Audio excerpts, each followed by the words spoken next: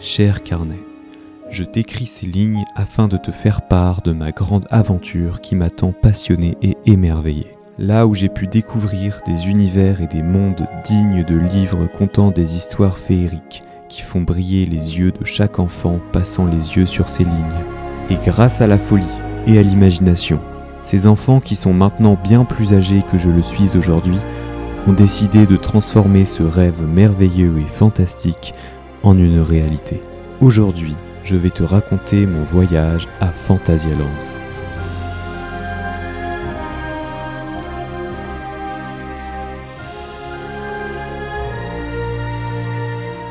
Pour cet extraordinaire voyage, deux très grands park fans m'ont accompagné. Dread Park Fan et Léo Park Fan, tous deux aussi impatients que moi de découvrir de nouvelles aventures. Avant de commencer, sachez que avant le départ, je ne rêvais plus que de ce parc durant la nuit. Et encore si j'arrivais à dormir, particulièrement la veille du départ. Après 9 heures de car qui furent alimentées par notre excitation... Alors ce qui se passe, c'est qu'on vient de partir. Fly demain. Demain, fly. On a actuellement 9 heures de car. 9 heures. Sache que nous sommes pas à la bonne place. Nous étions fin prêts à découvrir le parc le lendemain matin. Afin de vous donner le contexte, nous logions dans un hôtel au cœur de la petite ville de Brühl-Mitte. Bonjour à tous, nous sommes actuellement à Phantasialand en Allemagne, mon parc de rêve, et nous sommes accompagnés de Léo Park Fan et de Jimmy. On est de retour avec la qualité pas ouf de la GoPro, mais c'est pas grave, puisque dans 2 secondes, vous êtes avec moi. Pour entamer notre journée, on a décidé de commencer par Black Mamba. Situé dans la zone de Adventure...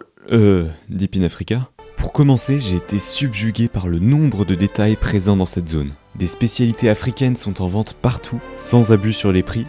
Je dis ça, je dis rien. De fausses boutiques simulant les lieux de la vie courante sont dissimulées partout dans la zone. Des anciennes télé et radios diffusent des émissions, et j'en passe. Et pourtant, c'était que le début. La file d'attente de Black Mamba était absolument géniale, avec toute cette nature envahissante qui nous entourait. Et la storyline de l'attraction est très réussie. Le visiteur va partir à la chasse du mamba noir, un serpent qui saccage les villages africains. Et à propos des sensations, le coaster venait juste d'ouvrir et pourtant il était très intense. Les gars, on est sorti de Black Mamba, je suis bouche bée, s'il vous plaît, cette file d'attente est magnifique. Mais putain, la rapidité des inversions, je suis sous le choc. Non mais, j'ai pas d'autres mots, juste regardez. Mais regardez.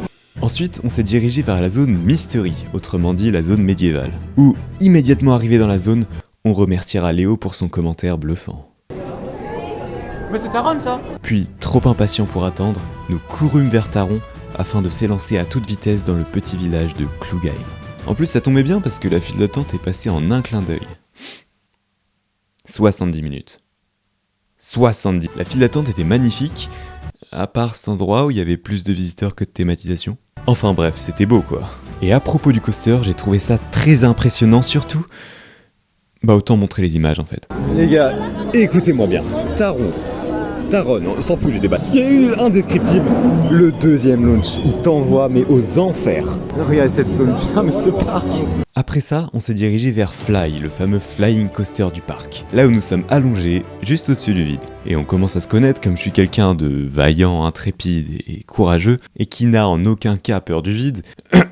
Et ben j'étais un peu inquiet à l'idée de monter à bord. Mais en même temps, très intrigué de découvrir ce nouveau type de coaster. Tout le monde me répétait depuis des années « Oh, faudrait que tu fasses Fly, c'est fait pour toi, bla bla bla ». Bah aujourd'hui, je peux vous dire que c'est complètement vrai. Je vais être insupportable avec ça, mais s'il vous plaît, l'ambiance de la gare. Je viens de faire Fly.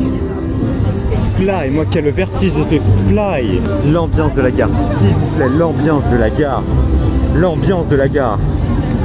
L'ambiance de la gare. Ne plus tenir en place dans l'obscurité de la gare, en voyant les trains partir et arriver à toute vitesse avec les fréquences graves de cette musique, là, bravo, vous avez eu mon cœur de park fan.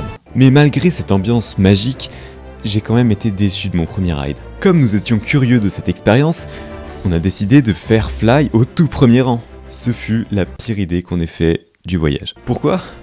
Bah de 1 parce qu'on s'est mangé 40 minutes dans la gueule en plus de la file normale pour aller au premier rang. Et de 2, mais les gars, le coaster est beaucoup trop intense. Je pensais pouvoir rêver et m'envoler lentement, mais que nenni. Les accélérations t'agressent du début à la fin, et pour être tout à fait honnête, j'étais un peu étourdi en sortant de là. Mais j'ai pu le refaire au milieu du train, et là, c'était beaucoup mieux. Alors tous les coaster fans qui me disent mais t'inquiète mec, c'est un familial. Ah ouais, familial? Bah mettez votre grand-mère dedans, elle vous dira si c'est familial ou pas.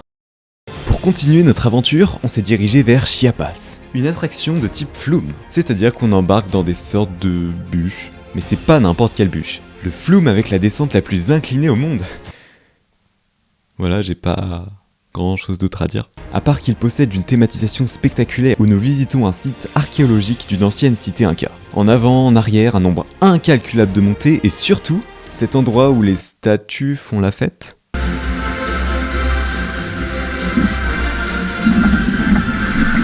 je crois que j'ai rien à vous apprendre, mais on est sorti de Chiapas. Allez, Dingue, on est sorti de Chiapas. J'ai pu aussi faire la majestueuse tour de chute Mystery Castle, que j'ai adoré pour sa file d'attente et... Ouais bah c'est tout en fait. De 1, le château est très intriguant et mystérieux. Bravo mec, tu sais parler anglais. Et vous savez à quel point j'adore ces ambiances. Après, je visais personne. J'ai apprécié beaucoup de scènes de la file d'attente, telles que celle où les armures t'accueillent dans le château après avoir franchi le pont-levis. Et par rapport au ride, bah... tu montes et tu descends. Enfin, on a aussi pu découvrir la magnifique zone chinoise, Chinatown, où on peut y trouver une attraction nommée Geisherishka. Enfin un dark ride dans ce parc. Non, bah seconde pire idée qu'on a eue du séjour. Une storyline... Et une ambiance... je dirais pas glauque parce que ce serait pas assez fort, mais... sordide. Voilà, là on y est. Je vais vous épargner une description du dark ride ou encore pire une analyse, parce que bah ce dark ride a aspiré mon âme. L'éclairage complètement raté, les animatroniques qui grincent, bah ça y est, je suis en train d'écrire. Enfin bref, même en flânant dans les allées du parc, la thématisation nous inspire l'évasion et le rêve. Chaque élément n'est jamais placé au hasard, inspirant ainsi une ambiance de réalisme absolu. Chaque région du parc a ses ambiances, ses saveurs à découvrir dans les restaurants, ce qui permet à tous les visiteurs d'être emportés dans un autre univers à travers les allées, les attractions ou bien même les hôtels avec le Charles Lindbergh, qui nous accueille dans une cabine d'aviateur de style steampunk, là où notre aventure continue jusqu'au lendemain matin. Fantasyland est parvenu à faire rêver ses visiteurs, grâce à des aventures uniques que la réalité n'a pas le pouvoir de nous offrir, permettant ainsi à chacun de réaliser ses plus grands rêves, où la seule limite est l'imagination.